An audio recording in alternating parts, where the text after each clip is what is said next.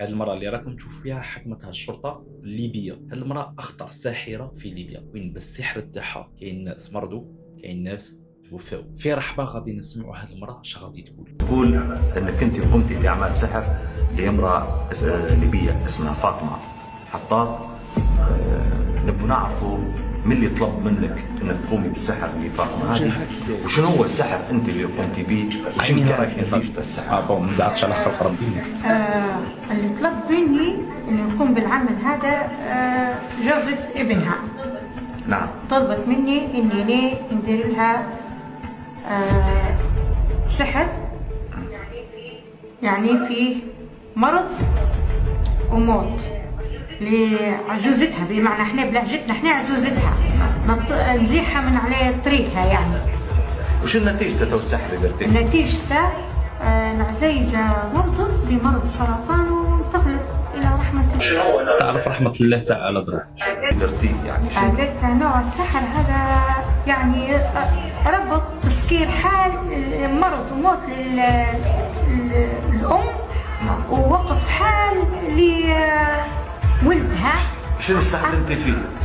الاسحار هذه شنو استخدمتي انت؟ اسم طلاسم. طيب ابنها اكرم حسب اعترافك، يعني شو اللي صار معه اكرم؟ أكرم صار معاه إن حاله واقف يعني، ودائما في مشاكل ومشحنات هو وجوزته يعني.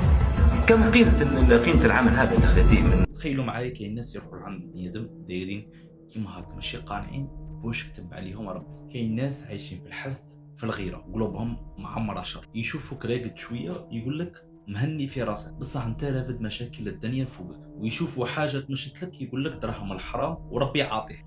كما قلت لكم هاد الناس ماشي قانعين بواش عطاهم ربي.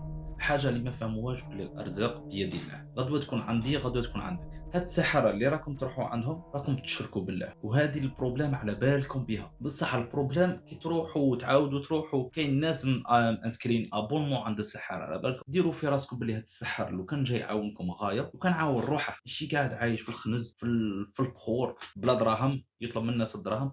والله خموا مروحكم، خموا بشويه، باسكو والله سي با نورمال كلي نتوما راكم ديباسين الاغبياء بواحد النيفو بزاف كبير. مع هذا ربي يشوف الاحوال تاعكم، ربي يجيب الخير، وربي يقينا من هذا الصوالح.